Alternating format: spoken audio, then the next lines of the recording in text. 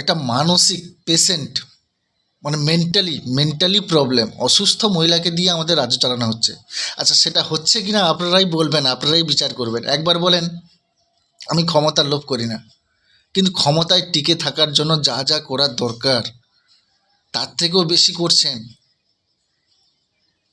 একবার বলেন, ঠিক আছে কোনো অসুবিধে নেই, মীমাংসা করতে চাই, বসতে চাই, কিন্তু শর্ত মেনে আলোচনা হয় না, লাইভ টেলিকাস্ট হবে। আরে বাপ, আমি যা যা বলবো, যা যা ফন্দি এঁটে রেখেছি তা সাধারণ মানুষের সামনে চলে যাবে তো। সেদিক থেকেও পিছিয়ে এলেন। আরে 30 জন, কে কোত্থেকে কে কি বলে উঠবে, না না না, এটা হতে পারে না। 10 জন থেকে 15 জন হলে কন্ট্রোল করা যায়, কারণ কিছু প্রলোভন হয়তো এটা ওটা দেখিয়ে, সেটা তো আর হচ্ছে না দেখে মাথা খারাপ।